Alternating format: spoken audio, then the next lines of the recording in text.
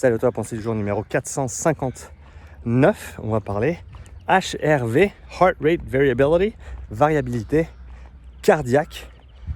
Qu'est-ce que ça veut dire? Comment ça fonctionne et à quoi ça sert? Avant de me lancer là-dedans, je te rappelle que prochainement, je lance ma formation sur le système respiratoire. Donc si tu es intéressé à mieux comprendre les structures, les fonctions, les limitations et les différentes manières d'entraîner le système respiratoire dans un cadre de performance sportive, tu peux aller checker tout ça sur la Upside Strength Academy. La formation n'est pas encore disponible, mais elle le deviendra prochainement. Donc tu peux aller te mettre sur la liste d'attente, sur la page dédiée. Tu retrouveras ça encore une fois sur la Upside Strength Academy avec un y.com. Donc à bientôt pour cette formation. Maintenant, HRV. Donc comme je te l'ai dit, le HRV en anglais, ça veut dire Heart Rate Variability, la variabilité de la fréquence cardiaque. Donc d'un côté, tu as la fréquence cardiaque, le nombre de battements par minute, qui est en général une moyenne à un instant T et qui du coup n'a pas besoin d'être extrêmement précise parce que voilà, au niveau résolution, 60 battements par minute, 100 battements par minute, 200 battements par minute, on n'a pas besoin d'une très haute résolution pour mesurer ça. C'est des choses que te donne très facilement une ceinture de fréquence cardiaque, une montre même si je déconseillerais d'utiliser la montre ou les valeurs que te donne la montre qui n'a pas de ceinture associée durant un effort dynamique. Donc si tu es en train de faire du sport, la montre elle va perdre en précision et je ne conseille pas de l'utiliser à ce stade. Comme toujours, la technologie évolue et dans 3 ans, je te dirais que les montres c'est parfait pour l'AFC pendant l'effort. À l'heure actuelle, de ce que je comprends en tout cas, ça ne l'est pas. Cela dit, on a cette fréquence cardiaque et on a ensuite cette variabilité de la fréquence cardiaque. Qu'est-ce que c'est? Comment est-ce que c'est différent de la fréquence en elle-même? Eh bien, dis-toi que tu as le nombre de battements par minute, mais tu as ensuite le temps, mesuré en millisecondes, entre chaque battement. On appelle ça l'intervalle RR. En gros, si tu as l'électrocardiogramme, quand tu vois le pic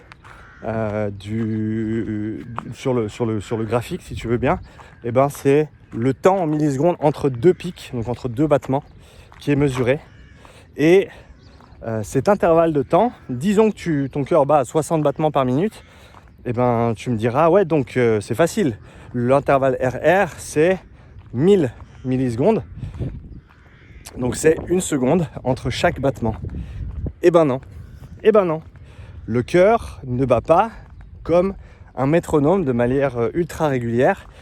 Il y a une variation dans les intervalles RR entre chaque battement. Donc même si ton cœur il reste à 60 battements par minute, et ben le temps entre chaque battement n'est jamais exactement, ou s'il est de 1000 millisecondes ou d'1 seconde, et ben celui d'avant et celui d'après il ne le sera pas.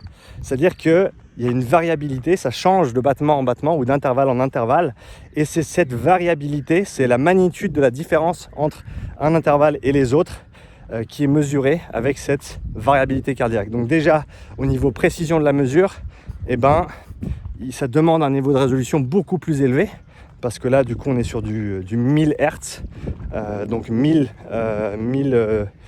mesures par seconde, si on veut une résolution à 1 milliseconde. Donc c'est une résolution qui est beaucoup plus importante. C'est d'ailleurs pour ça que pour une bonne mesure de la variabilité cardiaque, il faut soit une ceinture, j'avais utilisé pendant un temps, je ne suis pas associé avec eux mais j'adore cette appli, c'est HRV4 Training, HRV4 Training, c'est le nom de l'appli, et donc tu prends ta variabilité cardiaque le matin via le téléphone, donc tu mets ton doigt en fait sur la caméra, et c'est la fonctionnalité caméra en ralenti, donc le slow motion, qui fait que tu peux avoir une haute précision au niveau de tes mesures.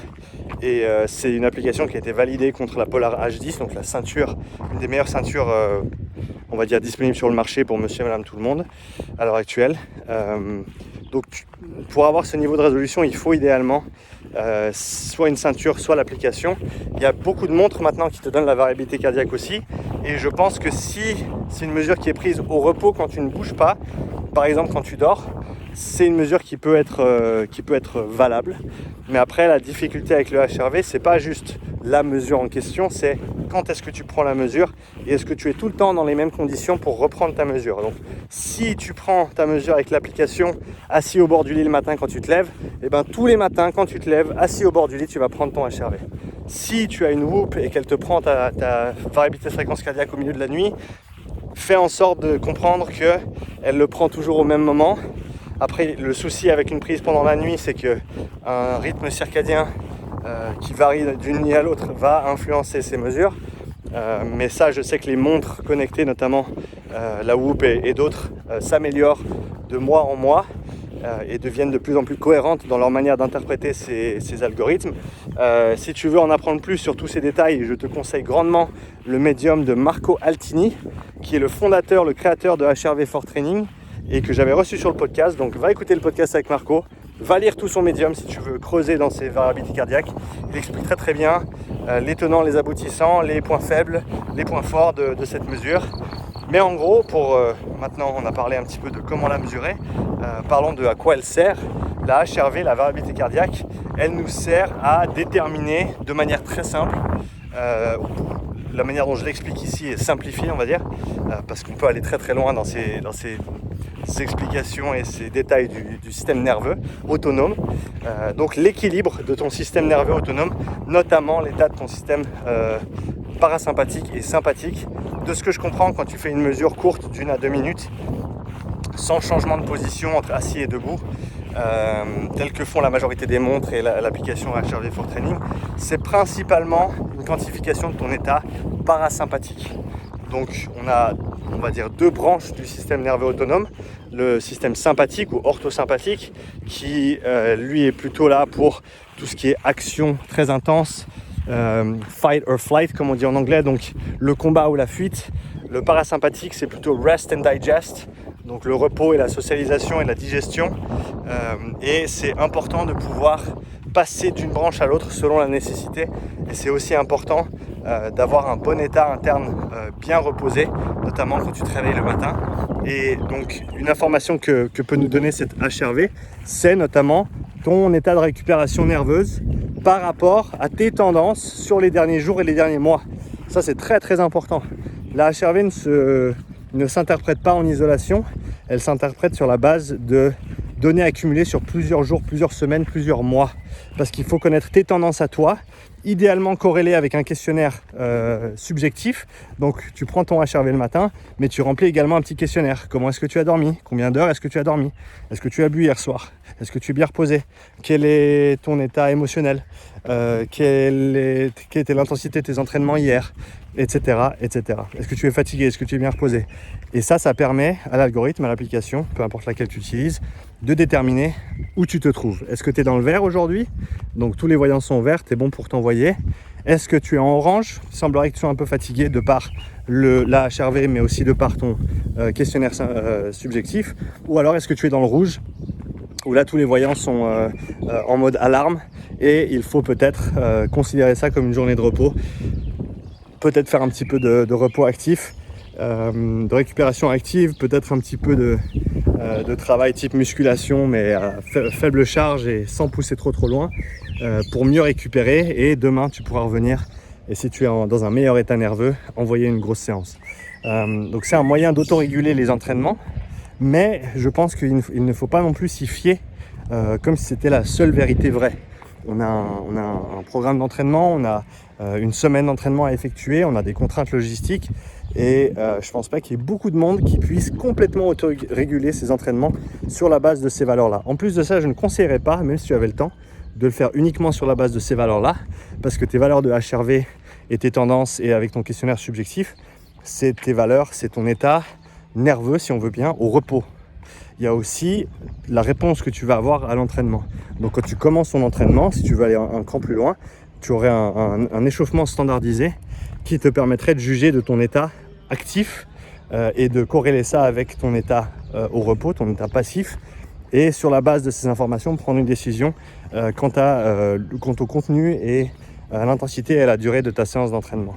Mais de manière générale, voilà, c'est un marqueur qui te permet, si tu as accumulé des données pendant plusieurs semaines, plusieurs mois, de juger de ton état de récupération, de ton état de fraîcheur nerveuse, notamment de ce tonus parasympathique qui va t'informer est-ce que tu es bien reposé ou pas, pour faire très très simple.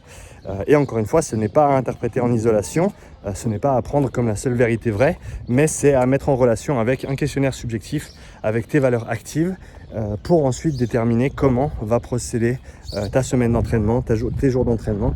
Il y a des fois où tu vas vouloir voir un HRV qui descend, c'est-à-dire que tu as moins de tonus parasympathique pour faire simple, et parce que tu es dans une période de surcharge ou d'accumulation, d'intensification, et on va voir cette fatigue qui s'accumule, mais c'est fait de manière volontaire, de manière contrôlée, et on sait qu'on va avoir une période de surcompensation derrière avec un peu plus de repos, un petit peu moins d'intensité pour revenir de cette charge d'entraînement. Donc on peut aller beaucoup plus loin avec ces concepts-là, mais j'espère en tout cas sur ces 10 minutes de pensée du jour que j'ai pu faire un petit peu le tour de la base de la HRV. Encore une fois, va lire le médium de Marco Altini si tu veux aller plus loin. Il est extrêmement complet, c'est pour moi l'expert en la matière à l'heure actuelle. Et je me réjouis de lire tes commentaires sous cette vidéo. Si tu as des questions, n'hésite surtout pas à me les poser. Si tu n'es pas d'accord avec des choses que j'ai dit, parce que c'est possible que j'ai dit plein de conneries, n'hésite pas à m'en faire part dans les commentaires également. En tout cas, merci de ton attention, merci d'avoir regardé cette vidéo, et je te dis à bientôt pour une nouvelle, pour la prochaine pensée du jour. Ciao.